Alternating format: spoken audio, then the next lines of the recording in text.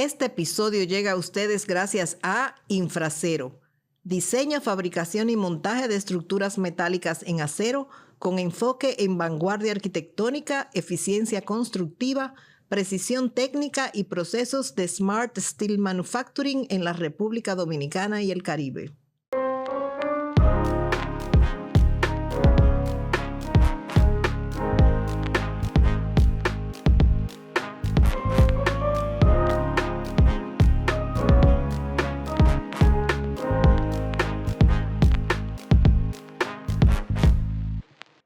Hola, le damos la bienvenida al podcast de Arquitecto, un punto de encuentro e intercambio de experiencias sobre la arquitectura, la ciudad, el diseño, el arte y la cultura en general en la República Dominicana.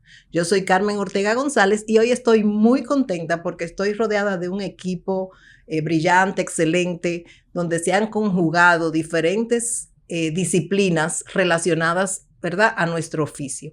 Entonces me refiero a Andrés Aybar, quien es diseñador, cofundador del Estudio Store junto a Lisette Polanco.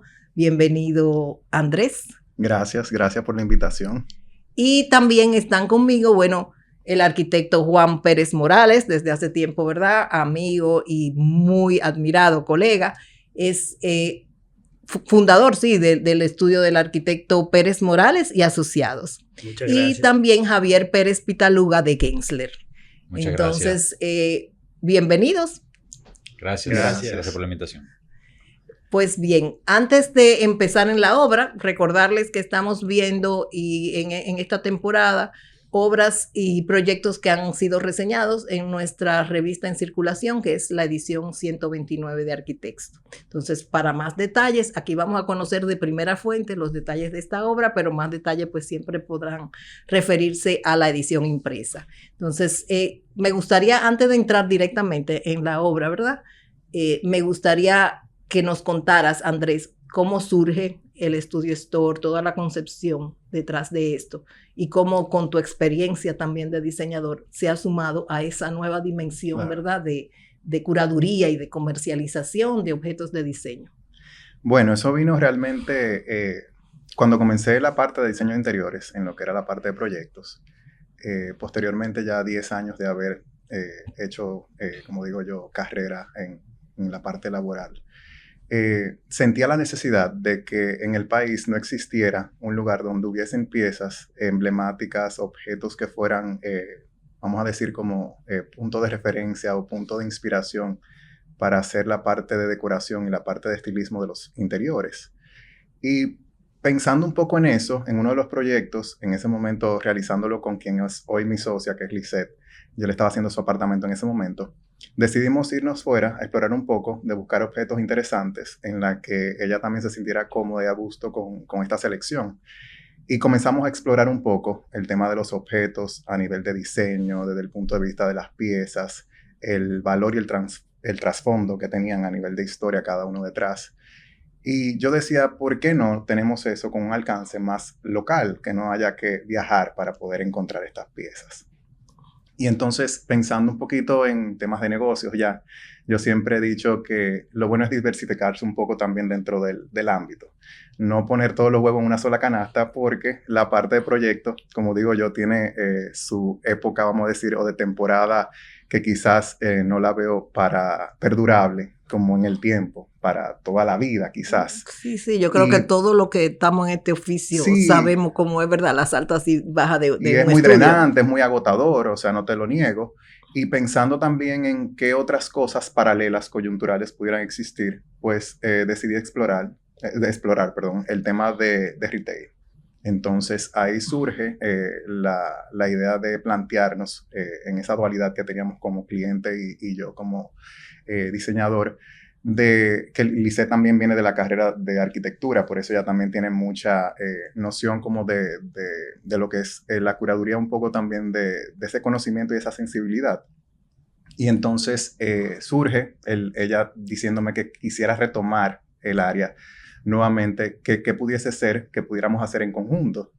Y yo le digo, mira, hace mucho tiempo he pensado en querer desarrollar el tema de un concept store, o sea, una tienda que sea dedicada al tema de objetos, libros, fragancias y todo lo que tenga que ver con complementos decorativos para el hogar, básicamente.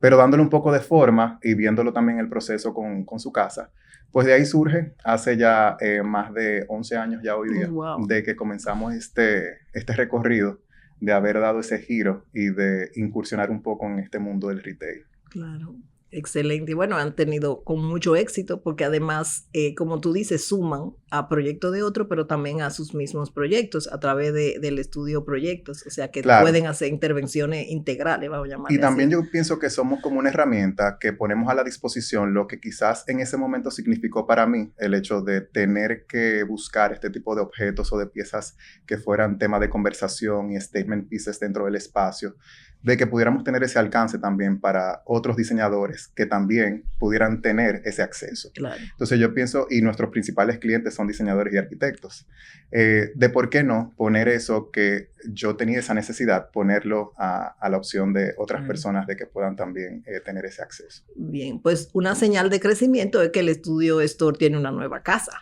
tiene Así un es. nuevo espacio y entonces ahí entran, ¿verdad? Esta dupla de arquitectos. Entonces, un poco cómo entran al proyecto, ustedes mismos pueden contarlo, Andrés lo corregirá si hay cualquier cosa. Bueno, yo voy a dar la introducción, ya después ellos comenzarán a dar bueno, cada pues quien dale. su punto.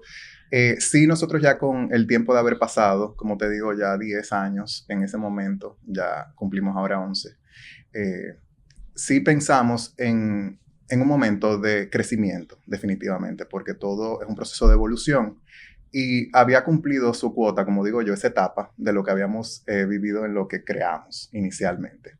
Y habíamos querido tener un lugar que fuera más integrado, donde sí cumpliera con esas necesidades que teníamos, de tener todo un poco más diseñado prácticamente para que el espacio pudiera hablarte por sí solo y que sea ya más una experiencia. Entonces, pensando en ese factor, lo habíamos pensado hace mucho tiempo, desde la pandemia incluso, pero como vino todo eso, se postergó y todo se retrasó y le dimos un poco más de larga, a ver si en su momento, como digo yo, que el tiempo de Dios es perfecto, surgió en el momento idóneo, o sea, ni fue ni muy apresurado, ni sencillamente fue algo que quisimos empujarlo, sino se dio de manera circunstancial. O sea, yo creo mucho en la fluidez y que las cosas llegan a su tiempo. Y en ese momento se nos presentan las opciones de locaciones, de puntos estratégicos donde pudiéramos movilizarnos para poder crear esto. Y vimos en ese momento varias opciones de locaciones. Llamo a Javier en ese momento, le digo, Javi, yo tengo unas opciones de locación porque estamos pensando hacer esta planificación de expandernos y de crecer y crear un lugar que sea específicamente para que la tienda se comporte como una especie de experiencia. Y habíamos visto una locación, incluso Javier comenzó a levantar ideas en otra locación que no era donde está hoy día. Eso sucede muchísimo porque estamos en ese proceso. Javier y yo nos conocemos ya hace muchos años. Obviamente vivimos una época también estudiando fuera, cuando Javier también estaba en Barcelona. Yo también estudié con Antonia, su esposa, allá, hace ya unos cuantos años. No vamos a decir tanto. Exacto, no vamos a revelar las edades. Y obviamente don Juanín, que es una persona quien no quisiera tener a una persona tan emblemática y una leyenda de la arquitectura en un proyecto como el nuestro. Y la verdad que para mí fue un honor contar obviamente con la participación y de tener ese acercamiento con Javier en ese momento para ver de qué forma pudiéramos crear ese hilo conductor. Y entonces se dio la oportunidad de esa locación ya definitiva, que fue la que plasmamos, que es donde estamos ya hoy día. Y de ahí surge todo el proceso de la idea. Yo voy a dejar que Javier explique un poquito de cómo fue todo, sí, para que le dé un poquito de trasfondo a cada cosa. Bueno, primero, muchísimas gracias por el tiempo. Y también, aunque le di las gracias ya, pero agradecer a Andrés siempre por considerar a mi papá y a mí. Fue una oportunidad, yo creo, de poder participar en un proyecto con Andrés que yo creo que lo he dicho en otra entrevista, que si yo tendría mi casa, sería Andrés que me la haga. Pero Antonio no va a dejar que eso suceda. Pero independientemente de eso, Andrés tiene una capacidad de que los espacios se sienten muy vividos, muy, muy cálidos y tienen un toque unique en la selección de piezas, del arte a los acabados. Y siempre me ha llamado la atención porque tiene un cuidado de detalle enorme. Entonces, poder participar en un proyecto que es su casa, en este caso, ¿verdad? Su taller también, donde está su oficina, para nosotros era un honor. Para nosotros era un privilegio participar con alguien del talento que es Andrés y también la mente que tiene Lisette. Y me pareció... desde que me lo dijo, me monté en la oportunidad porque yo creo que él se emociona igual que uno en los proyectos y empieza a tirar ideas y uno habla y además que ya somos pan, entonces... Claro. Fluye más fácil. Sí, fluye más definitivamente, fácil. La empatía que hay ya eso ayuda. Y sí, se vieron varias locaciones y él estaba muy claro, creo, con una identidad de un proyecto. Y el freestanding, que en un momento quizás no iba a ser el chance de que no sea freestanding, yo creo que él se impulsó más por un espacio donde quizás no tendría una altura ni una escala tan grande, pero eso ayudó a la marca que él estaba tratando de potenciar. Y el local que se escogió al final, recuerdo que lo visitamos, estaba como que funcionaba, hizo un clic y tenía una escala apropiada, tenía como justo el perfil como suficientemente bajo para ser exclusivo. No se trata de alarde, se trata de bien puesto. Entonces nos gustó y ya llevando una identidad de brand que Andrés sí tenía algo muy curado, ayudó mucho a que nosotros definamos una estética arquitectónica, un lenguaje que sea apetecible a la paleta que él había como desarrollado con mucho tiempo y mucho esfuerzo y que nos encantó también, que hay veces que meten un fucsia y tú estás... pero eran unos tonos que eran muy, muy elegantes, como suelen ser sus diseños. Y bueno, y nada, era... Sí, la verdad que fue un trabajo simple desde el punto de vista nuestro, pero muy enriquecedor y muy apreciado con lo que nosotros estamos tratando. Es decir, nosotros le tenemos mucha admiración a Andrés y a Lisette también. Y el interior de la tienda, la verdad es que tiene una terminación inmaculada por donde quiera. Es muy, muy curada. Y nosotros veíamos que lo que estábamos haciendo era el envolvente de eso.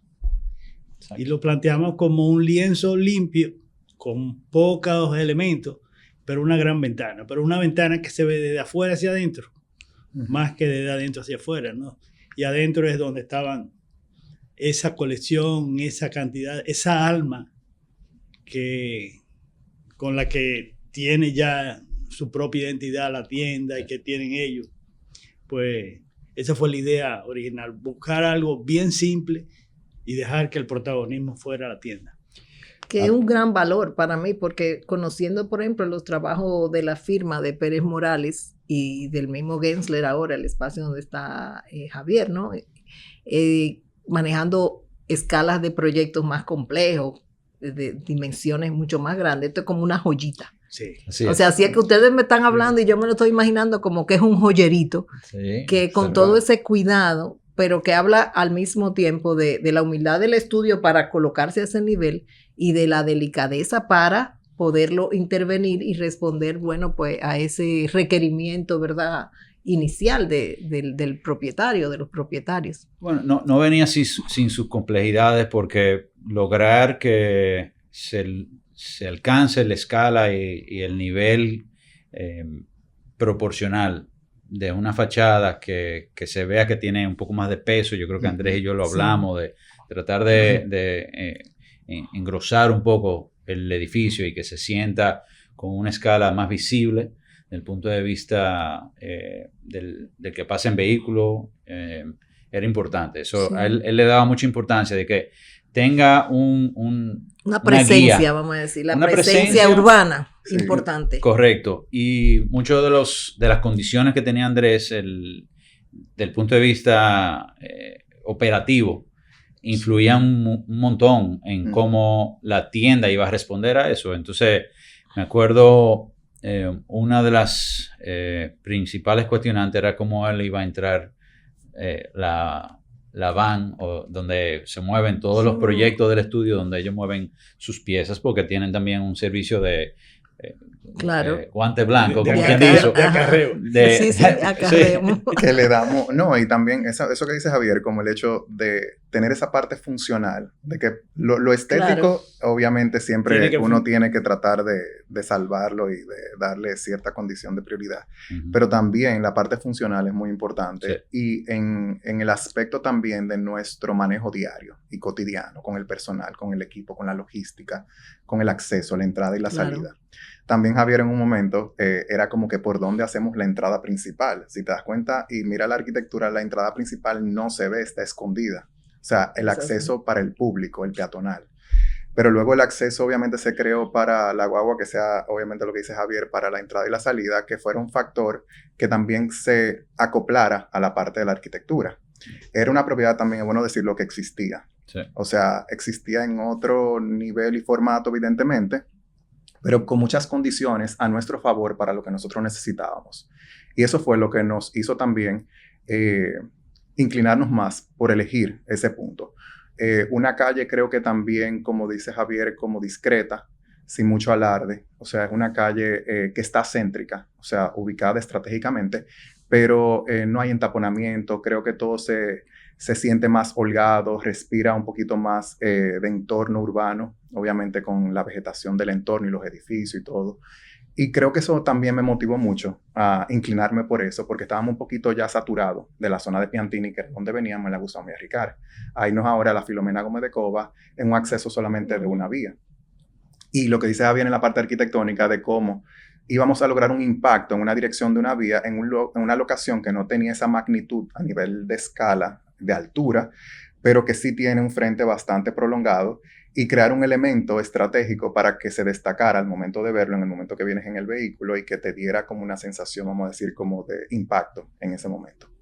Y yo creo que ahí intervinieron obviamente muchos factores. Evidentemente la arquitectura. Yo le mostré en un momento a Javier una especie de mood board que yo había creado de selecciones de cosas que fui dándole un poco de connotación a lo que yo quería o proponía que podía coexistir dentro del espacio interior, con los elementos y las piezas que son protagónicas de nuestra tienda y las marcas principales, y ver cómo todo eso se amoldaba a una serie de materialidades y de elementos que iban a formar parte de, y que él más o menos leyera un poco ese ADN para ver qué se le pudiera ocurrir para crear, obviamente, esa arquitectura que se concibió.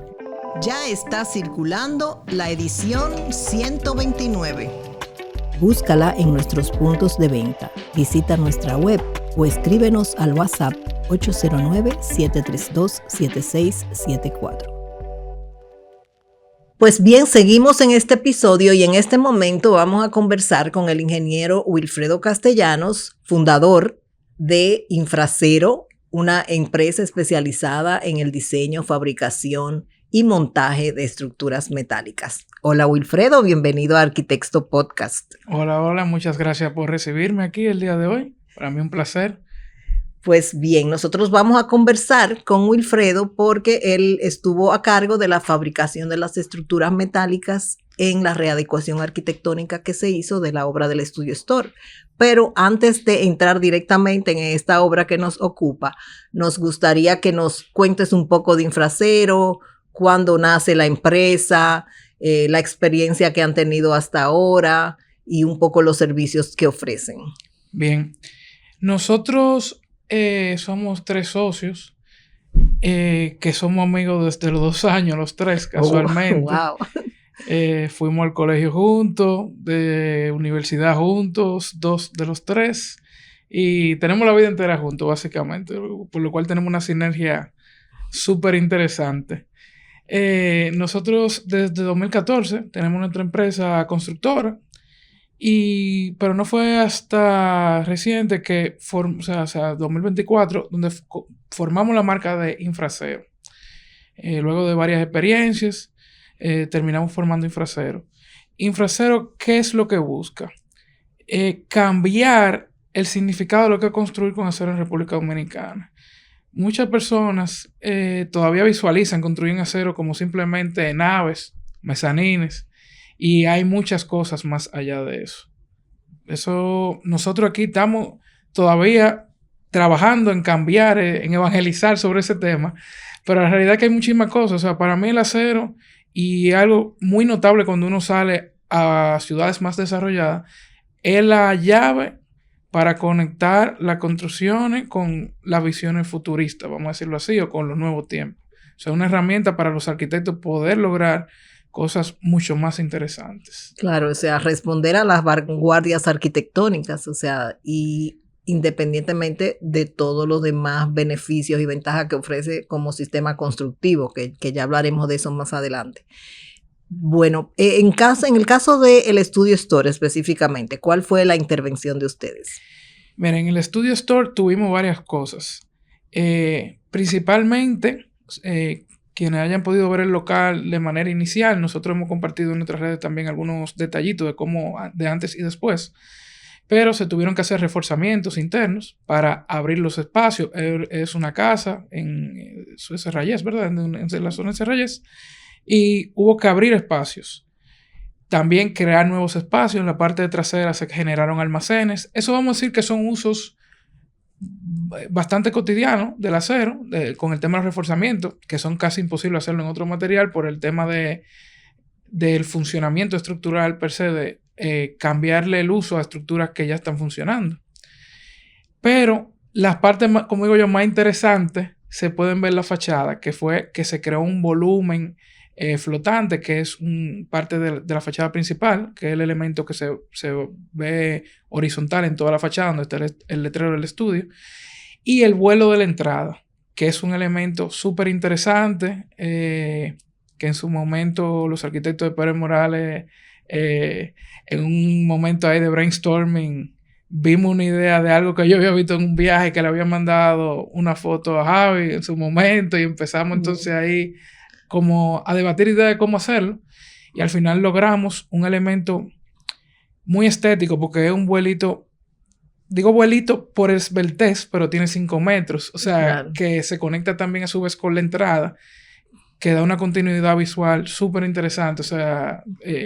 claro, y su ligereza es lo que tú dices, el vuelito, porque realmente es un elemento muy ligero, pero sumamente sugestivo, y que señala la entrada, que en este caso ya hemos visto que estaba en un lateral, que no es tampoco lo común en una tienda, ¿no? Que eso responde muy claramente al concepto de diseño arquitectónico. Es así. Es interesante. Entonces, es... importantísimo lo que dices, porque no solamente en términos de readecuación y de cambio de usos, sino que en este momento estamos hablando mucho sobre la seguridad en las edificaciones. Y entonces el acero también ofrece muchas posibilidades para lo que llamamos los retrofit o los reforzamientos estructurales, de intervenir obras de manera que ya están en uso, incluso que me ha tocado ver el caso. Es correcto. Que con el acero se hace más eficiente, ¿no? El poder intervenirlas. Sí, hay muchas cosas que las personas, vamos a decir que las personas común no entienden tanto sobre ese tema, pero ¿qué pasa? Básicamente, imaginemos que los edificios son vehículos, y se hicieron la mayoría en 1970.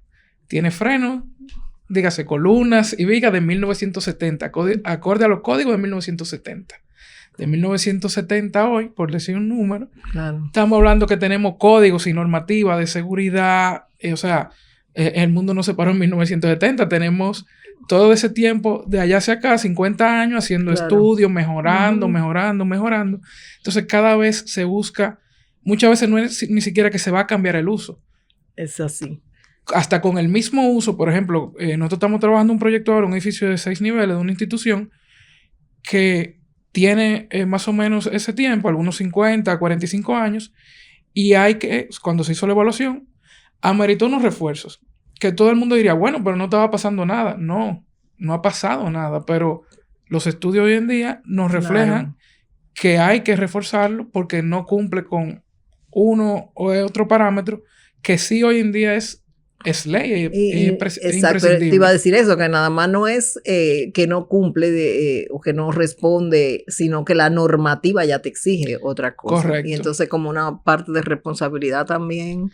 Es un tema normativo, o sea, una persona que tenga cualquier propiedad que ya pase de 30 años, yo entiendo que debe, si es ¿verdad? O sea, no voy a decir una persona con una casa empezar a hacerlo, pero si tiene una institución, una edificación considerable, es importante hacer una revisión estructural. Claro.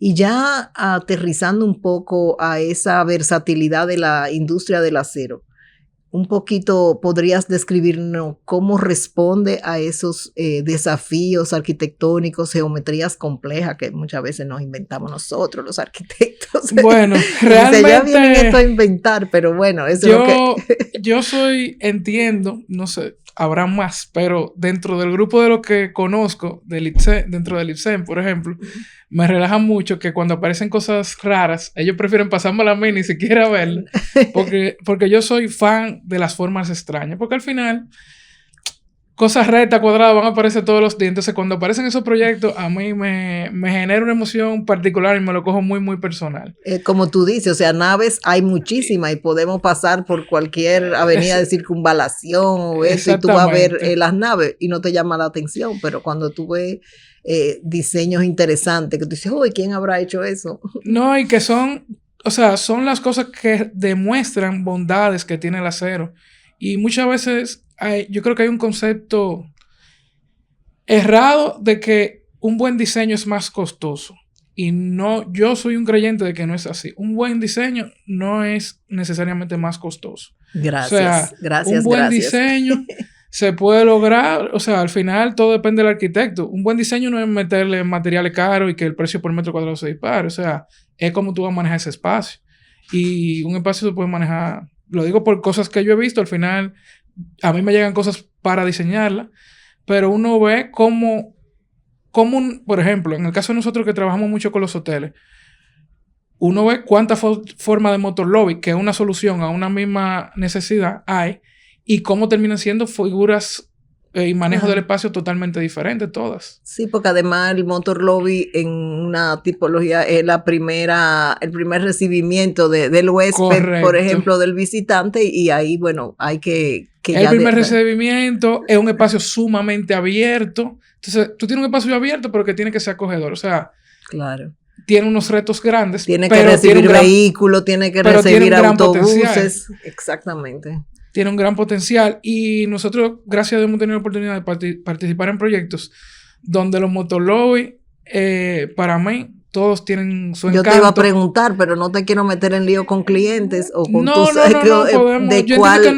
¿Cuál ha sido uno de esos retos o desafíos más interesantes que te has topado? Interesantes, sí, me llegan dos a la cabeza bastante recientes. Uno es el motor lobby del Hotel W en Punta Cana. Es muy, muy, muy, muy interesante porque no tiene ni una columna recta. Y recta digo que llegue continua. Tienen quiebres todas las columnas. Y es un proyecto que el arquitecto y yo hicimos una conexión muy interesante también. El arquitecto Giuseppe Volante, conocido como Pino. Y Pino y yo del primer momento agarramos una libreta. Él me dijo, mira, yo lo que quiero hacer esto, y empezamos a generar detalles, a ver cómo iban las terminaciones, porque al final también eso es otra cosa. Nosotros en Infracero nos encargamos de analizar la arquitectura, porque muchas veces la gente fabrica así, mira, eso eso y va así. No. Tú tienes que entender cómo se va a usar, qué detalle va a llevar, porque eso te puede cambiar tu diseño. Te puede decir, no, espérate, que yo necesito una profundidad de 2 pulgadas aquí porque va a cruzar un tubo con en este caso, un tubo de agua para que haga una fuente en el techo. O sea, Claro. que si tú no lo tomas en cuenta al momento de diseñar, tú no vas a lograr tener ese resultado. Entonces el proyecto no es exitoso, se puede ver bien, pero exitoso al 100% no va a ser. Claro. Ese proyecto del Motorlog y del W es sumamente interesante, o sea, algo digno de admirar porque trata de emular un mangle, pero creo que las emociones que da y la dimensión, sobre todo, si se ve en persona, es algo impresionante. Y otro proyecto también espectacular, que todavía no está concluido al 100%, pero está muy, muy avanzado, es el Centro Cultural Rainieri. Ay, eso lo estamos esperando por hora. Ese proyecto, la fachada, tiene cercano a los 2,000 y algo de metros, la principal, y está trabajado con 2 milímetros de precisión. O sea, y tiene curvas. O sea, ahí se mezclan todos los elementos técnicos, precisión, porque las piezas tienen un machembrado especial, vamos a decirlo así, con diseño diferente una de otra. Y si te pasa los 2 milímetros, entonces, vamos a decir, botas la línea, porque llevan Claro. línea en todos los sentidos, tanto verticales como horizontales. Sí, hemos visto sneak peek por ahí en las redes. Exactamente. Qué interesante, pero también, o sea, aparte del hotelero, sé por el portafolio de la empresa que ustedes han trabajado en contextos también muy desafiantes, como es contextos patrimoniales, intervenciones en centros históricos. Así es. También, hemos trabajado múltiples veces en la zona colonial. Trabajamos recientemente con el tema del parqueo de la Mella. Precisamente esta mañana estaba allá hoy con otro proyecto. Hemos trabajado mucho y son proyectos muy interesantes porque también muchas personas tienen como una percepción de que el acero no es eficiente en geometrías pequeñas. Pero en proyectos como esos de la zona colonial, que las limitantes de trabajo son tantas que tú tienes que cuidar todo lo que existe también. Exacto. Y que tú tienes que preservar cada metro cuadrado, porque no es que tú tienes propiedades de 1,000 y 2,000 metros, habrán, pero la mayoría son propiedades con un metraje muy pequeño. Tú tienes que buscar la manera de salvar que tu estructura no ocupe un metraje tuyo. O sea, tú no puedes tener muros, blocks súper grandes, columna grande. O sea, estamos hablando que uno se puede manejar con una estructura metálica súper ligera y le da una amplitud enorme a esos proyectos que en dimensión quizás no son enormes, pero son súper interesantes porque cada proyecto dentro de la zona colonial es una historia. Cuando empieza Claro. una excavación, ahí empezó una historia. Tú no sabes lo que te va a encontrar, tú no sabes nada. Es así, claro. Tengo, bueno, los colegas que trabajan allá y que hemos publicado muchas obras, pues dan fe de eso, ¿no? Porque Sí. es lo que tú dices, la intervención debe respetar lo que existe. Entonces ya eso le pone, ¿verdad?, otra limitante a lo normal que tú tienes que ver en términos de esfuerzo, de calidad, de eficiencia constructiva. Que esas son las cosas ahí. Es una máquina del tiempo al pasado. Cuando usted empezó una excavación ahí, no sabe lo que se va a topar. Claro. Mira, me llamó mucho la atención y yo sé que es un elemento que ustedes tienen muy en cuenta, un factor que tienen muy en cuenta, que es el cumplimiento de los estándares internacionales y de la calidad de los materiales. Hablan un poquito de eso porque me llamó la atención ver en una fotografía que ustedes le etiquetan todos sus elementos estructurales. Sí. Nosotros, ¿qué pasa? Una de las cosas que ofrece el acero, que otros materiales, no digo que nunca lo podrán hacer, pero es muy difícil, es la trazabilidad.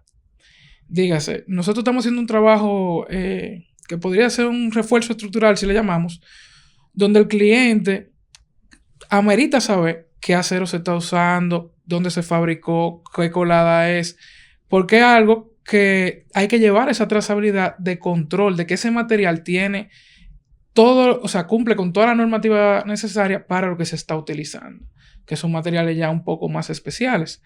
Entonces, eso es algo, o sea, al final, imaginémonos que vamos a hacer, sin querer hablar mal del concreto, pero que vamos a ver de dónde salió esa piedra, esa gravilla, o sea, se le hacen estudios, pero es muy diferente al proceso industrializado, con el que se elabora el acero. Sobre todo porque se sabe, ¿no?, que una de las grandes ventajas es el potencial reuso de esos materiales. 100%, 100%. Y eso, o sea, ya hoy en día los grandes molinos reusan 99, 100% del acero que se produce. O sea, esa compra de chatarra, como digo, esa estructura de reciclaje que nosotros la vemos como informal, pero súper eficiente, de las guaguitas anunciadoras.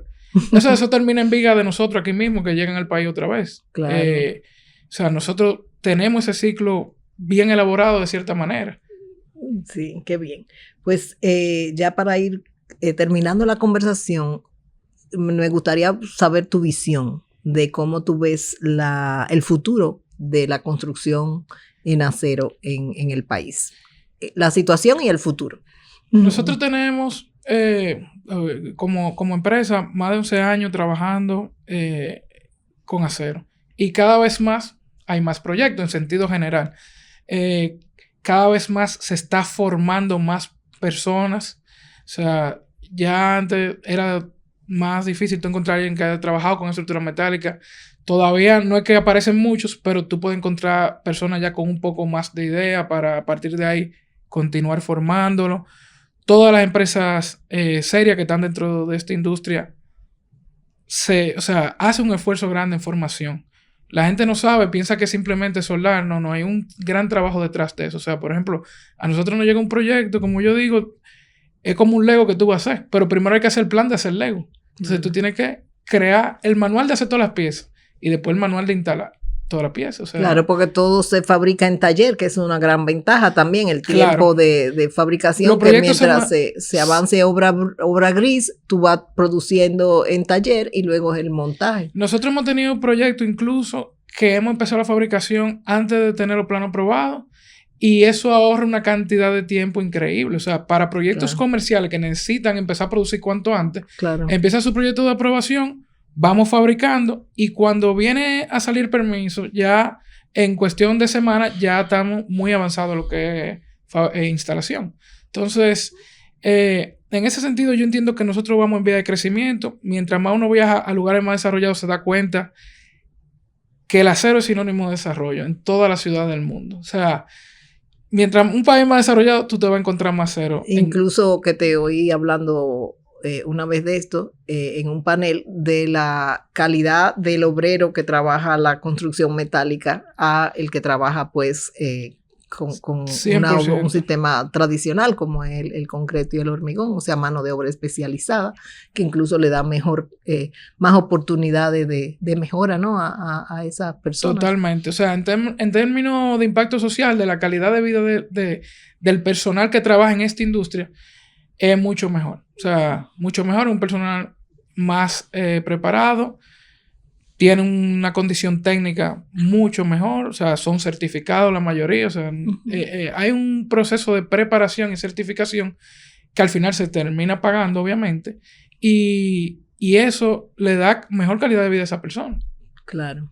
Pues lo encuentro sumamente interesante, me quedo con algunas ideas claves, ¿no? Sobre todo el tema de la versatilidad y las posibilidades que nos brinda el acero a nosotros como diseñadores, de responder, ¿verdad?, a vanguardias y a veces, ¿por qué no?, hasta caprichos que tengamos. A caprichos también. Creo que a caprichos, porque la vanguardia sale de los caprichos muchas veces. Y sobre todo me alegra, ¿verdad?, ver profesionales, bueno, jóvenes, firmas que están pues apostando, ¿no?, a ese desarrollo de la construcción a un nivel, ¿verdad?, más especializado que realmente demanda nuestro segmento y nuestro rubro, ¿no?, de la construcción. Antes de terminar, me gustaría que tú mismo nos digas dónde seguirte y dónde seguir viendo esas cositas por ahí que se están cocinando. En las redes de nosotros, principalmente en Instagram, es que ponemos un poco más de cosas, en @infracero, y igual en LinkedIn también nos pueden encontrar @infracero.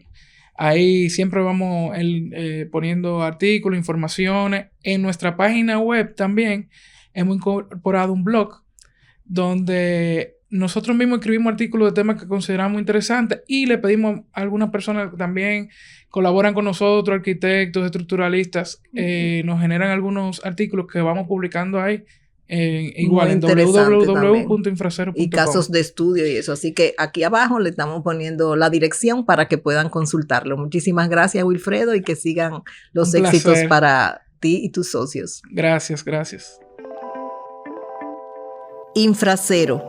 Diseño, fabricación y montaje de estructuras metálicas en acero con enfoque en vanguardia arquitectónica, eficiencia constructiva, precisión y procesos de Smart Steel Manufacturing en la República Dominicana y el Caribe. Y aterrizando un poquito la materialidad que usa el proyecto, y Sí. para ti después la pregunta, Sí. antes que se me olvide, cuando tú hablas de experiencia, ¿cómo se manifiesta eso en términos espaciales? Claro. Bueno, la materialidad, como bien dice Andrés, la paleta tanto de materiales, de colores, muchos acabados, se había curado bastante y lo habíamos discutido porque o sea, Andrés tiene algo muy particular, él en su cabeza tiene la cosa muy clara, ¿verdad? Y es fascinante porque al mismo tiempo uno trata de alcanzarlo. Entonces, él había hecho una selección que fue perfecta. O sea, nos encajó y es fácil de captar. O sea, es como, Claro. tiene un lenguaje que es muy fácil de leer y eso ayudó mucho en nosotros proporcionar los volúmenes de acuerdo a esos materiales. El material de Arturo, de Pradel, de Aguayo, la pared de Mosaico lineal, de cemento. el mosaico de cemento, que es uno de los elementos quizás más llamativos, fue precisamente ese elemento que Andrés y yo discutimos de eso tiene que ser lo que nos guía el ojo. Y eso te lleva a una entrada muy discreta que es el mismo acceso vehicular de su van. Y ese elemento es el único alarde estructural que tiene, que es una pieza flotante de acero cortén, que no toca ninguno de los dos sitios, entonces se siente que está flotando. Pero se ve la entrada, se denota ese acceso, pero tampoco es que tenemos una puerta grande. Claro, sino que una entrada, vamos a decir, lateral, pero que el gesto del vuelo pues le da el énfasis. Le dirige. Exactamente. Y además está reforzado por un tratamiento de vegetación, ¿no? De paisajístico. Sí, de Maciel Vale. Mejía, que dicho sea de paso es genial. Ujú. Y eso permitía al mismo tiempo no romper la ventana que mencionaba Pablo. Entonces ahí el protagonista ni siquiera es el que entra a la tienda. El protagonista son las piezas que Andrés va a poner en la vitrina. Y Exacto. qué está sucediendo adentro, que Ujú. tiene también una luz cálida, tiene unos materiales muy sinuosos ¿cómo se llama?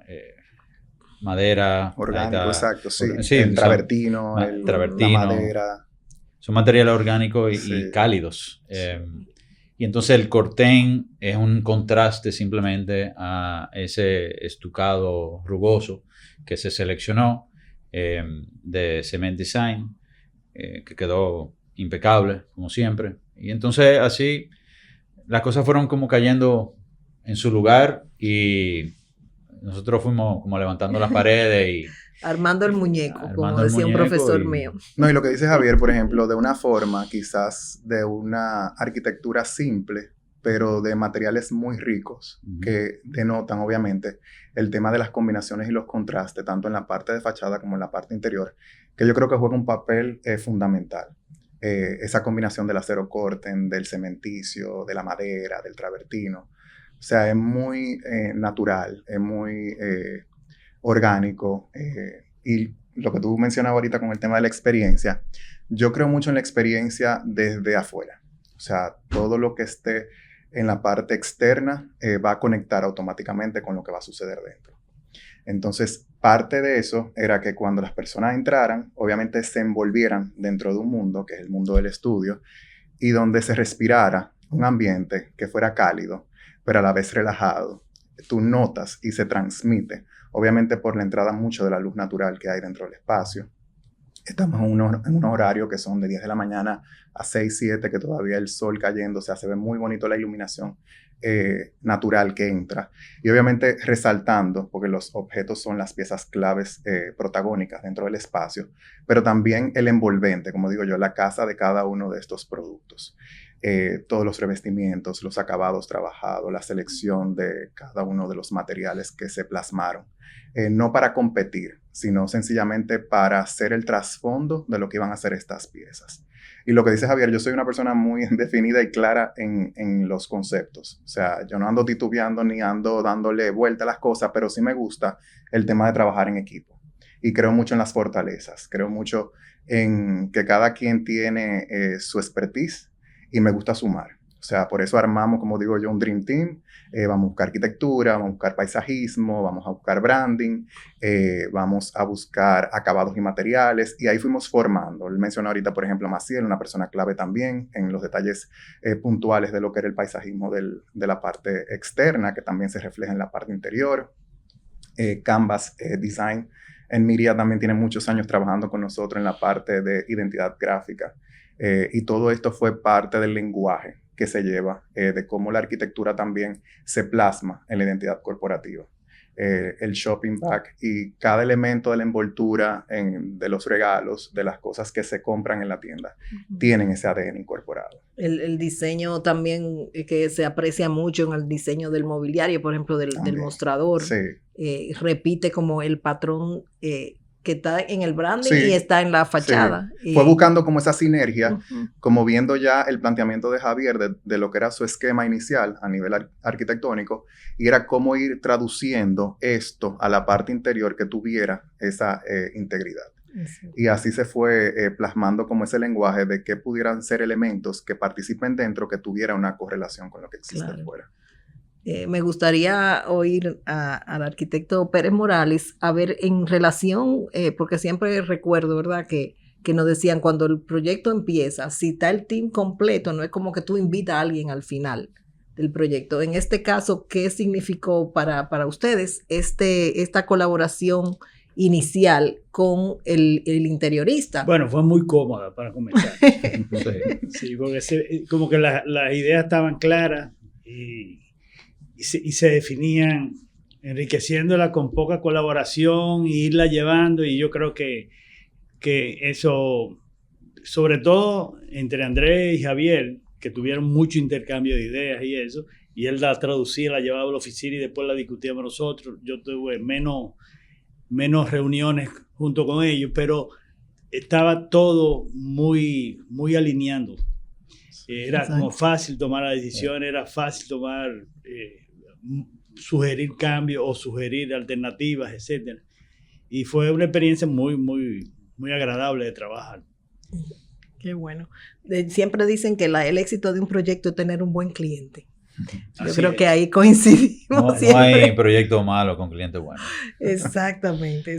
Y las conexiones, yo creo mucho en las conexiones, y eso se da también en la parte de interiorismo. O sea, cuando tú tienes un cliente que definitivamente tú conectas con él, se nota y se transmite obviamente en el resultado final del trabajo. Claro. Sí. En términos, porque no puedo dejar de aprovechar la ocasión que tengo a Andrés aquí, hablar un poco de ese proceso de curaduría, de selección de piezas ya para la tienda, ¿no? ¿Qué te guía? O sea, te lleva de las tendencias, pero siempre veo que haces, siempre tiene esos elementos de artesanales que hablan de la mano, o sea, como muy humanos. Sí, yo creo que es un asunto también de que fuimos desarrollando eso en el tiempo. Como ya tenemos, como te decía ahorita, unos años en esto, quizás lo que inició no es lo mismo que es hoy día. O sea, tú ves los inicios y quizás esa curaduría o esa selección de piezas se volvieron un poquito más comercial en ese momento, de líneas obviamente un poquito más trendy, era la novedad en el momento,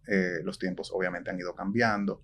Yo digo que después de la pandemia también las cosas se volvieron un poco más sensibles, como que la gente comenzó a apreciar mucho más el tacto humano.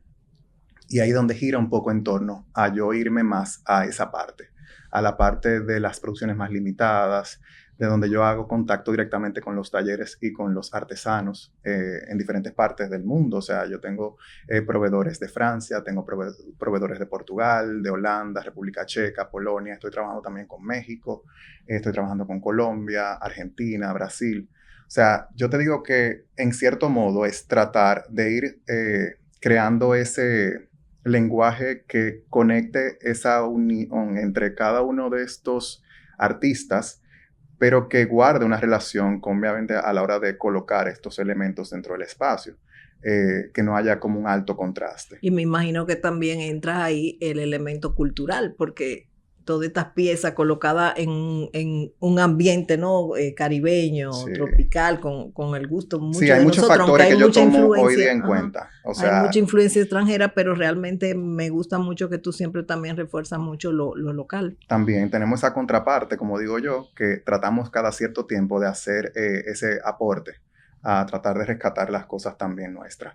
En materialidad tenemos, como te digo, variedades que van desde la arcilla, el vidrio, la madera, el metal, la cerámica. O sea, tenemos una diversidad de materialidades en objetos que puede ir a rangos artesanales con diversos tipos de productores, que pueden ser talleres más pequeños, otros a mayor escala, pero siempre tratando de tener esa novedad en el diseño de las piezas, de qué crea esa persona, cuál es su intención con lo que está creando y el aporte que quiere lograr. Cosas que no tengan quizás similitud o parecido a cosas existentes. Yo siempre ando viendo, obviamente, porque estoy en el área, todo lo que hay en el mercado local y trato de que lo que yo incorpore dentro del catálogo de productos sean cosas muy diferentes a lo existente. Yo cuando veo cosas parecidas o similares o cosas que se repiten, yo trato de desecharlo. Sí, claro, buscar la Porque singularidad. es lo que ha tratado de ser siempre el estudio, en ese sentido de hacer diferencia con lo que aporta. Y con lo local, sí, nosotros ya desde que iniciamos siempre hemos hecho colaboraciones y colecciones con diferentes artistas. Ahora recientemente hicimos una colaboración con Raylin Díaz, con Marchanta, y en otras ocasiones habíamos tenido colaboraciones con Freddy Hanna, colaboraciones con Bless My Funk, con Verónica Modesto. Siempre hemos hecho esa forma de que también lo nuestro tenga un valor participativo y protagónico dentro del espacio, porque evidentemente como hay tantas culturas y tantas piezas de diferentes partes, Claro. ¿por qué no también tener algo que rescate lo nuestro? Claro, bueno, me encanta oír eso. Gracias. Pues bueno, ya como para ir cerrando, me gustaría que cada uno me comente, ¿no? ¿Cuál fue quizá el desafío mayor que se convirtiera en el mayor aprendizaje, si podemos decirlo, la lección aprendida en este proyecto? Bueno, desde el punto de vista arquitectónico, en cuanto a aprendizaje, nos dio hacer algo, yo no voy a decir perfecto, porque eso no es una palabra que debería usarse en la construcción, pero hacer algo tan curado y también tan bien estructurado en la cabeza del cliente, en este caso, tenía sus retos cuando tú traspasas eso a la realidad. Y yo creo que era una remodelación, como dijo Andrés, el llevarlo a un estado donde no parece una remodelación.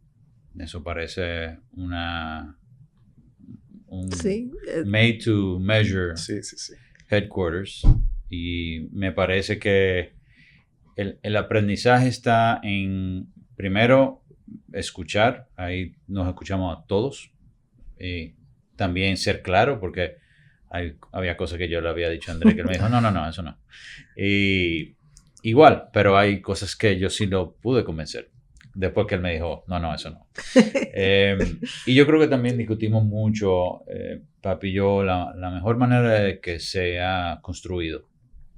Hay un tema de costo que se tiene que evaluar, que me lo dijo Lisette y Andrés, o sea, esto no es un presupuesto abierto, tenemos que, esto es un negocio. Racionalizar las Sí. cosas.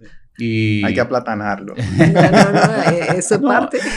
Claro. y valoraron ciertas cosas que como le dieron importancia, prefiero esto a lo otro. Y habían soluciones que quizá, que sí, iban a ser un poquito más costosas y quizás no le iban a dar el golpe deseado. Y yo creo que se tomaron las decisiones correctas y ese aprendizaje fue bueno. En la construcción se le buscó la ingeniería de valor y primó el diseño. A mí me gusta pensar. Y habían algunos elementos urbanos que interferían. Un cable por aquí, una oveja que se tal y el otro. Y había que irlo llevando a algo que uno tenía como con un objeto tan querido y tan cuidado. Pues tratar de que no fuera agredido por algunos elementos urbanos del entorno. Y poco a poco se fue logrando que se limpiara bastante. Tú sabes que yo tenía mi temor, hablando de la arquitectura, en principio, como era una escala poco quizás, obviamente no es mi área la arquitectura directamente, pero yo decía, no tengo esa altura o esa imponencia de algo que te genere una visual de atracción inicialmente. Y yo decía, también estamos muy retirados porque estamos como hacia adentro. Pero también ahora entiendo que el estar retirado y respetando un poco, como digo yo, ese desenvolvimiento en las aceras, que permite obviamente que el tema de parqueo se comporte en la parte frontal, pero también respetando la parte peatonal, hace que la persona le preste todavía más atención. Sí. Porque la gente ve eso tan recesado y como hacia atrás, que dice, o sea, cuando pasa, como que se queda curioseando qué hay ahí. Pues, respira. Ese vacío, vamos a llamar así. Exacto. Entonces, es como que yo tenía mi temor al principio, pero resultó ser que se convirtió en un arma completamente contraria. Yes. Me gusta pensar que ese tramo de la Filomena, porque uno está torre, sí. Y hay es como un desahogo. Claro, un descanso, sí, un desahogo, sí, exacto. Sí. Y me agrada pasar por ahí. No, y me agrada ver las personas alrededor que pasan, por ejemplo, con sus animales, que lo bajan del edificio, que pasan con su coche con los niños y se sienten como, wow, o sea, qué agradable, se siente como en este frente, tú pasar por aquí porque tengo espacio como para poder circular. Exacto. Que lamentablemente no es un privilegio aquí. No, y el respeto al espacio urbano, o sea, al espacio público, sí. La calidad, ¿verdad? Bueno, ustedes trabajan mucho esa parte, ¿no? Supuesto, en el proyecto de la firma. Entonces, y Andrés eso lo valora. Claro. También, que no es lo mismo tener a alguien que no lo valore. Claro. Sí. Yo me quedo también con esa idea clave, o sea, cómo lograr la coherencia en una obra a partir de de varias disciplinas, ¿no? Donde el diseño confluye con otras intenciones de branding, de paisajismo, de presencia urbana. Bueno, el branding de nosotros, cuando nosotros cerramos, eso fue una valla que se hizo por el espacio que estuvimos con el local en remodelación. Que yo decía, ya, el tiempo, estamos pagando renta aquí ya. Exacto. Y la campaña era Good Design Takes Time.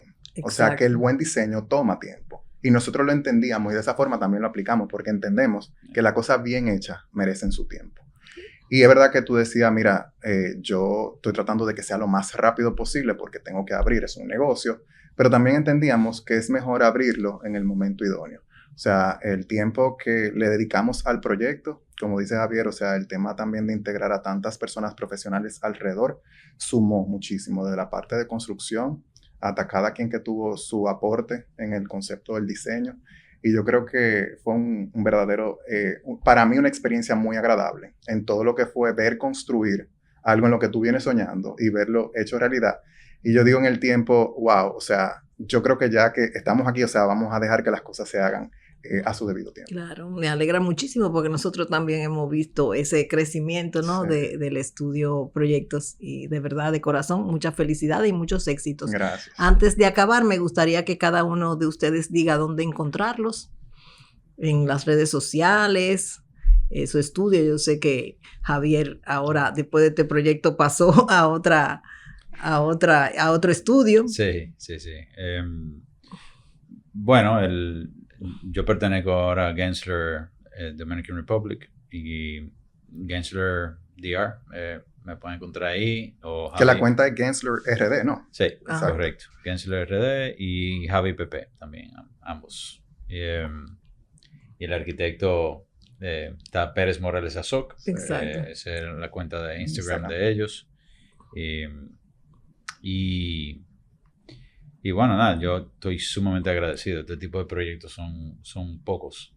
Aunque tú le puedes meter el pico y ser realmente curado. O sea que lo agradezco siempre. Gracias. No, y gracias a ustedes de verdad por haber hecho posible para mí, un sueño que vengo hace muchísimo tiempo abrazando, y de que sean ustedes los que hayan hecho realidad este sueño, de verdad que sí.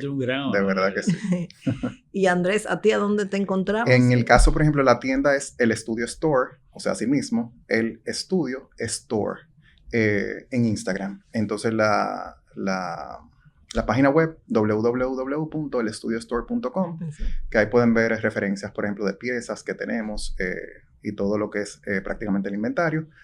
Y mi cuenta personal, que es un poco más como de lifestyle y un poquito también de concepto y diseño de mis viajes, de esas inspiraciones. Pero se aprende muchísimo, igual. Pero sí, también pueden seguirla a través de Aybar Abud. Chéverísimo. Pues bueno, desearle mucho éxito al Estudio Store en su nuevo local. Y a te esperamos por allá. Claro que sí. Y a todos ustedes, pues recuerden que pueden buscar la edición 129 para conocer, ¿verdad? Ya la documentación que hicimos de la obra, aunque aquí ustedes han tenido muchísimo más detalle de lo que aparece en el artículo y de primera fuente, que es el valor de esta conversación. Así que muchísimas gracias por acompañarnos y a todos ustedes también por llegar hasta aquí. Lo esperamos en un próximo episodio de Arquitecto Podcast.